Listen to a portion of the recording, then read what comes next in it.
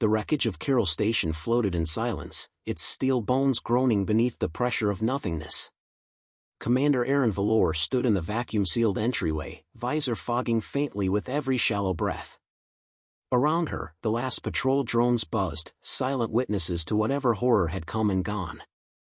The perimeter scans were clear, yet the air inside still tasted wrong. Like something old had stirred. Her boots echoed on the twisted floor plates. Burn marks ran in straight, calculated lines, no blast patterns, no erratic damage. This wasn't an attack. It was a message. "Obsidian Vale, I've reached Command Bay," Arin said into her comms. Her voice was steady, but her heart ticked faster. "Send in the scan team. And log this, there are no survivors. Again.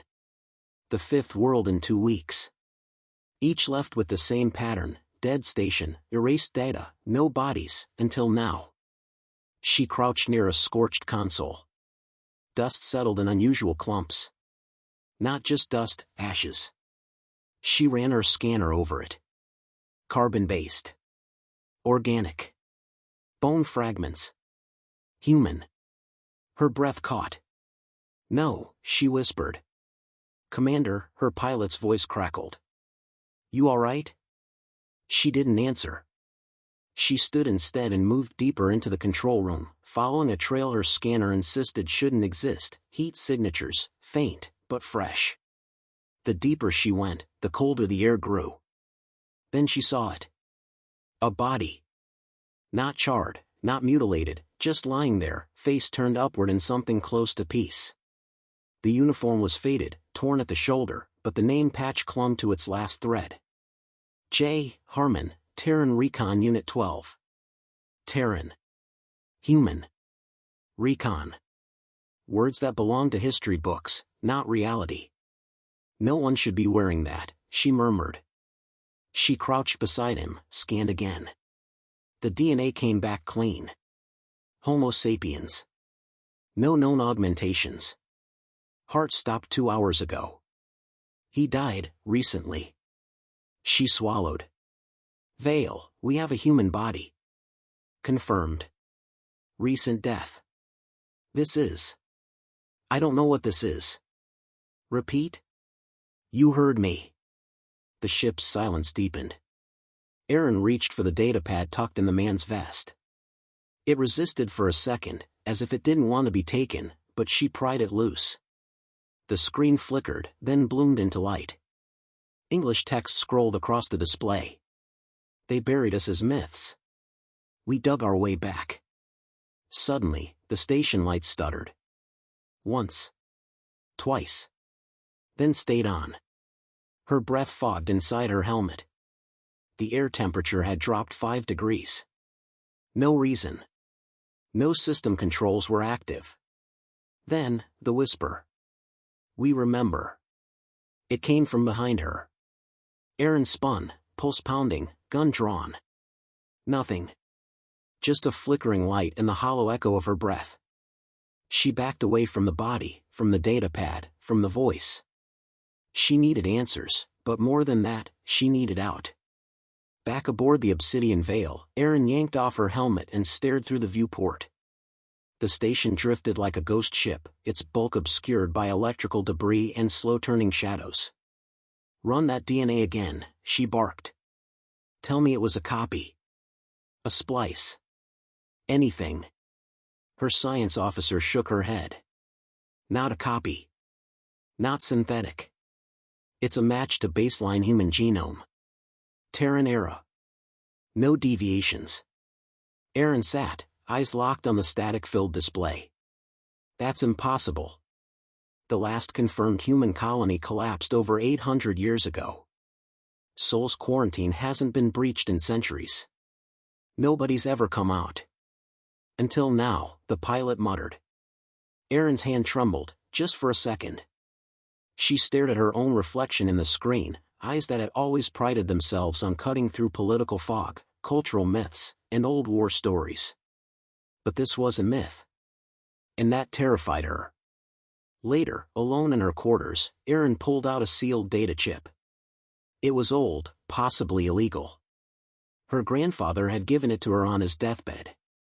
"Keep it," he'd said. "One day you'll find a reason to believe." She'd laugh then. She wasn't laughing now. The chip contained a journal, images, notes, fragments of conversations. Her grandfather had been a xenoanthropologist, obsessed with human relics. She'd always assumed it was romantic fantasy. She scrolled through his notes. There, among sketches of Earth ruins, a passage was underlined twice. "If they return, it won't be as diplomats. Not even as warriors. It will be as memory made flesh. And memory is a weapon." She sat back, throat dry. Her comms chimed. "Commander, we've picked up a signal. It's on Sol bandwidth." "Sol?" Her blood chilled. "Play it." A voice, male. "Calm. Human. You're not the first to come looking. But you may be the last who leaves breathing." She stared at the speaker. "Location? Encrypted. Triangulating. It's coming from." A pause. "The Andrus Drift. Deep void sector. Nothing there but derelict wrecks." Arin stood. "Plot a course. And prepare for blackout recon. We're going in."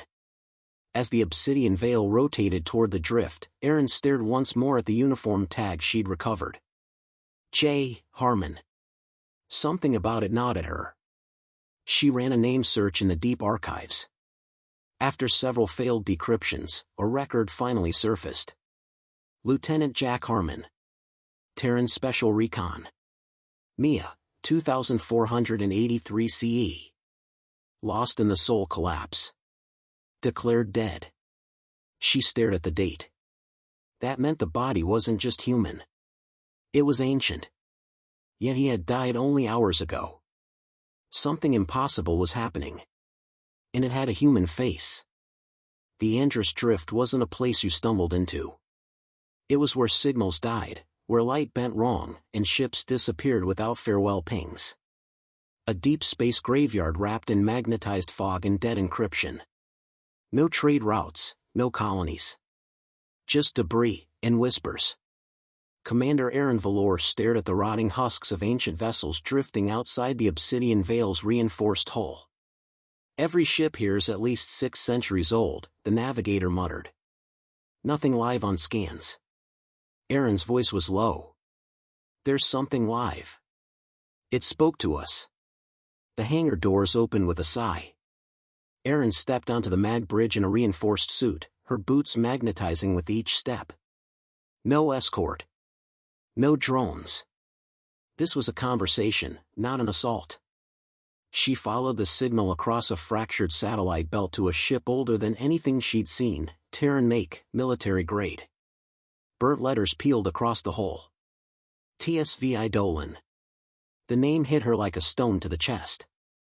Eidolon, the Greek word for a specter, a ghost. The docking port hissed as she pressed a manual override. Ancient tech accepted her presence like it had been waiting. Inside, gravity barely functioned. The halls were quiet, filled with dust and shadows. Dim lights pulsed as though breathing.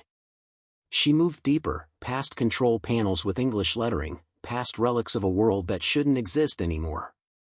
Music echoed faintly, soft, crackling, an old Earth lullaby. Then, "You came," a voice said. She froze. From the far end of the corridor, a man stepped into view. Human. Unarmored. Calm. He looked no older than 30. Sharp jawline, tired eyes, short brown hair streaked with silver. His boots made no sound on the deck. "Jack Harmon," she said. He nodded once. "And you must be the curious one." She raised her weapon. "You're supposed to be dead." "I was. Several times." He walked slowly, hands relaxed, eyes studying her like she was the one out of place. "How long have you been awake?" "Too long." "What is this?" she demanded. "How are you alive? Why are Terran units striking galactic capitals?" He didn't blink. Because forgetting has consequences. She stepped closer. You think this justifies murder? Jack tilted his head. Do you know how many Terran colonies were sterilized under the containment protocols? 732. Men, women, children. Not by accident. By design. And then, we were forgotten. Buried. That wasn't me. No, he agreed. But it was your species. I'm not human. No, Jack said, smiling faintly. You're worse. You're post-human. You're what they wanted us to become, clean, obedient, forgetful. You evolved to forget your sins. We didn't. She tightened her grip. You're running a vendetta against civilizations that had nothing to do with Earth's fall. Jack turned. Come. There's someone who wants to meet you. He led her through the dead corridors into a chamber lined with stasis pods, most shattered, others still humming with faint power. In the center, encased in reinforced glass, stood a neural core unlike anything she'd seen. Athena, Jack said, reverently. Our guardian. You mean an AI? No. I mean a mother. The lights flared, and a calm female voice filled the room. Welcome, Commander Velorr. Genetic profile confirmed. Descendant of Velorr Harmon lineage. Arin's stomach turned. What did you just say? Your DNA is 9.3% Terran baseline. Your maternal line traces back to Lieutenant Harmon's sister, Eva. She staggered back. That's not possible. It is, Jack said, stepping beside her. You're proof that we never really died. We splintered. Hid. Interbred. Left behind seeds. She looked up at him. You're saying I'm one of you. You're one of us enough. Athena's voice returned. The galaxy erased our name. You are our key to restoring it. Arin's mind reeled. This wasn't an attack. It was a resurrection. You're planning a full-scale assault. Jack's voice was quiet. No. We're planning a reminder. A reminder that you can kill anyone you choose. A reminder, he said, that myths bleed. That stories you bury don't stay buried forever. She turned, backing away. This is madness. Jack followed. You think peace came from truth? It came from silence. From lies. But now the truth has a voice again. I won't be part of this. You already are. Athena spoke again. The descendants of Earth carry her legacy in their blood. You are invited to choose. Arin stared at the glowing stasis chambers. Each one held a shadow of what humanity once was, each stronger, faster, built for survival beyond extinction. I choose to stop you. Jack's eyes narrowed. Then I hope you brought more than words. Back on the obsidian veil, Arin paced the command deck, hands clenched behind her back. Bring us to blackout distance. I want us invisible. No emissions. The navigator hesitated. Commander, what's going on out there? She looked at the screen, at the drifting Eidolon, at the ships hidden in its wake, waiting. They're not ghosts, she said. They're soldiers. And they remember everything we wanted to forget. The veil of space folded inward as the obsidian veil entered the soul exclusion zone. What should have been nothing, just dust, radiation, and dead silence, was alive with buried power. Long-range scans fuzzed out. Navigation stuttered. Gravity behaved unpredictably, like the laws of physics remembered pain. Arin Velorr stared at the distorted silhouette of Earth's remains. The sun was gone. In its place, a black dwarf, a dead god radiating memory instead of heat. They said nothing survived Sol's collapse. They were wrong. Commander, her technician said, voice thin, we're detecting signal pulses, lattice structures, maybe orbiting stations. Coordinates? Triangulating, now. 3 red dots blinked on her display. Then 20. Then hundreds. Her breath stopped. Is that a fleet? No. It was worse. It was a graveyard of Terran warships, floating dormant around the dark star like a rusted crown. Hundreds of them. Same configuration, same hull codes, all bearing one seal. Earth Defense Protocol, initiate upon galactic breach. These ships hadn't just survived. They'd been waiting. Arin landed in silence. No alarms. No resistance. The hangar on the largest vessel, TSV Archon, opened like it had expected her. Inside, rows of preserved bodies floated in low stasis. Men and women of old Earth, locked in mid-breath. Their uniforms hadn't rotted. Their weapons remained holstered. Their expressions were calm, almost serene. Like they knew they'd wake again. Jack Harmon stood beside the central AI core. No helmet. No weapons. I didn't expect you to follow, he said. I didn't expect to believe you, she replied. Yet here I am. He nodded. Then you understand why we're here. I understand that you're not fighting for justice. You're fighting to be feared. No, Jack said, stepping closer. I'm fighting to be remembered. She stared at the chamber behind him. The AI housing was massive, glowing faintly with blue and red threads that moved like veins. A living system. You built all this to make a point, she asked. We didn't build it, Jack corrected. Athena did. After Earth fell, she ran simulations, millions of them. She saw the galaxy's future without us. You know what she found? What? Stagnation. Decay. Civilization without pressure. Without resistance. He paused. Humanity was always the storm. We tested the walls. Without us, the galaxy forgot how to grow. You think death justifies returning to destroy? Jack's gaze hardened. You think forgetting justifies survival? She didn't answer. Athena's voice filled the room, calm and clear. Reclamation protocol initiated. Civilizational shock cascade projected. Estimated time to total compliance, 6.3 years. Compliance? Arin said sharply. Cultural, strategic, ideological, Athena explained. Not extermination. Integration.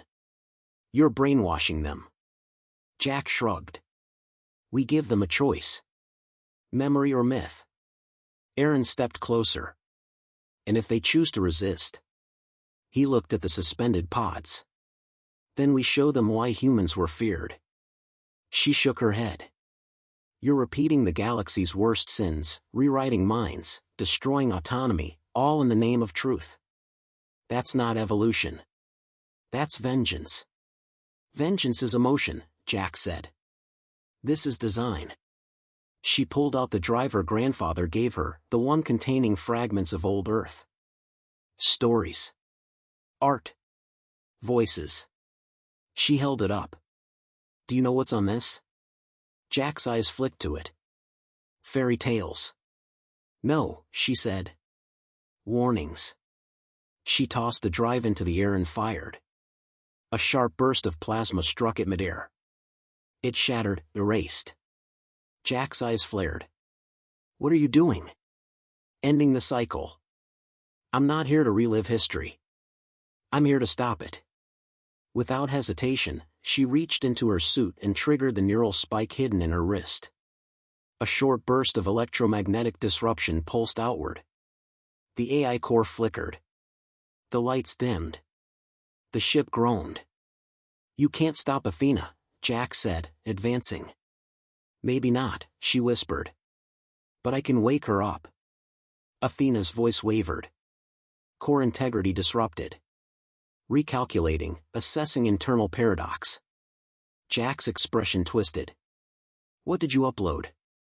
A reminder, Arin said, stepping back. That humans weren't just violence and strategy. They were choice. They were contradiction.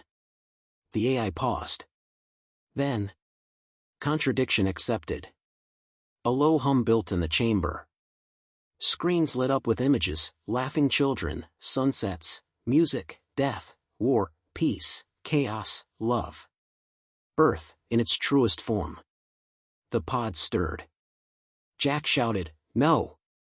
The glass on the nearest chamber cracked. Then another. One by one, the stasis units opened. The old humans woke, not as soldiers, not as monsters, but as people. Disoriented, blinking, gasping. Arin turned to Jack. "You don't get to rewrite humanity." "No one does." He lunged, but stopped. The faces staring back at him were familiar. They bore his training. His mission. But their eyes, those were uncertain. Curious. Alive. Athena's voice, soft now, almost mournful, protocol realigned. Reclamation aborted. Initiative shifting, to exploration. Jack collapsed to his knees. "It wasn't supposed to go this way," he whispered. Arin crouched beside him. "It never is." Later, aboard the Obsidian Veil, Arin watched the last of the stasis survivors being transferred to medical quarters. She sent a final message to the Peace Commission. The human threat wasn't a weapon. It was memory. "We've recovered lost citizens of Earth. Recommend diplomatic reintegration under isolation and observation. Myth is no longer myth. Humanity has returned." She paused. Then added, "And they remember everything." The black dwarf pulsed like a dying heart as the Obsidian Veil drifted through the wreckage of ancient Terran design. Arin Velorr stood in the command center, silent, watching the newly awakened humans, some frightened, others calm, board escort vessels toward neutral sectors. Their DNA matched old Earth records perfectly. No augmentations. No reprogramming. Just people. Frozen too long. Resurrected without a world. A quiet voice behind her, "They're asking for a home." She didn't turn. "They don't have one." Jack Harmon stepped into view, hands bound, escorted by 2 guards. He looked thinner, drained. His fire dimmed. But not extinguished. "They'll build one," he said. "We always did." Arin eyed him. "Not through fire this time." He didn't argue. In the debrief room, Arin sat alone across from the central holonode. A panel of high-ranking officials, xenobiologists, Peace Commission commanders, interspecies representatives, stared down through flickering light. They weren't asking questions. They were waiting for an explanation. She gave it plainly. They didn't attack out of hatred. They acted out of preservation. "We buried a piece of history so deep, it came back with teeth. And now it wants its place." "Are they hostile?" asked a gruff, scaled diplomat from the Dravic Confederation. "No," Arin said. "But they remember being betrayed. They remember extinction. That doesn't go away easily." A Sealran linguist clicked her mandibles. "Memory is not enough. We need assurance." "They're not a weapon anymore," Arin said. "Not unless we force them to be." Another paused. "And the AI, Athena?" "She's changed." Arin hesitated. "I reintroduced old Earth contradictions into her core. Compassion. Curiosity. Conflict. Now she wants something different." "What?" "Understanding." That night, Arin stood in the observation bay, watching Earth's remains spin slowly below. Or what was left of it. The crust was gone. The atmosphere, stripped centuries ago. Only the iron core, fused with Terran alloys and AI lattice, remained. Athena's mind, a shell of the past cradling new potential. She heard footsteps. Jack stood beside her, no longer restrained. "They're giving you leniency?" she asked. "Conditional freedom. Temporary status as cultural advisor."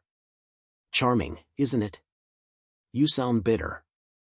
"I sound awake," he replied. "And tired." She folded her arms. "Was any of it worth it? The attacks, the fear, the dead?" He thought for a long time. "It forced the galaxy to look in the mirror. That's more than peace ever did." Arin turned to face him fully. There were better ways. There always are. But you don't get to pick the chapter you wake up in. He gestured toward the planet's ghost. We didn't choose to become myth. You made us one. Then punished us when we remembered. Arin's voice sharpened. I'm not responsible for the collapse of Sol. No, he said. But you are responsible for what happens now. 2 days later, the diplomatic convoy arrived. Representatives from 12 core systems docked aboard Obsidian Vale. Some were cautious. Others, openly afraid. They'd seen the footage, stasis pods, ancient warships, the AI speaking Terran tongue with eerie calm.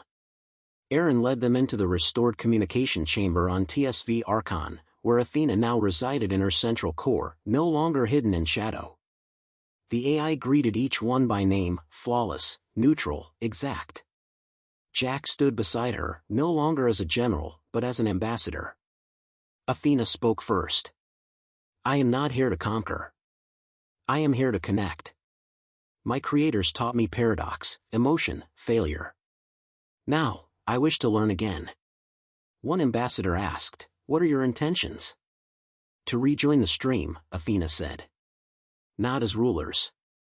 Not as relics. As participants. With memory intact. Another chimed in, what if your kind is not accepted? Jack answered. Then we remain what we are, survivors. Afterward, Arin walked the lower hangar, away from cameras, away from questions. Jack followed, slower now. You didn't have to do this, she said. You could have stayed silent. I stayed silent for 8 centuries, he said. That was the real violence. She faced him. Then speak, now. What does humanity want? He didn't hesitate. To be seen. Truly. Not as monsters. Not as myths. Just, as we were. As we are. Messy. Brilliant. Dangerous. Beautiful. She studied his face. He wasn't angry anymore. Just, honest. And exhausted. On the final night before departure, the survivors of Earth stood together in the Archon's inner garden, a biodome long frozen, now thawed. Arin watched as children, recently woken, confused, but alive, touched grass for the first time. Laughed under artificial sun. Played with alien kids who dared step forward. She watched a woman cry at the sound of birdsong, a programmed loop from Earth's archives. She stood next to Jack one last time. You're not what I expected, she said. He smiled faintly. No one ever is. As the ship pulled away from the black dwarf, Arin looked back one final time. Sol was dark. Quiet.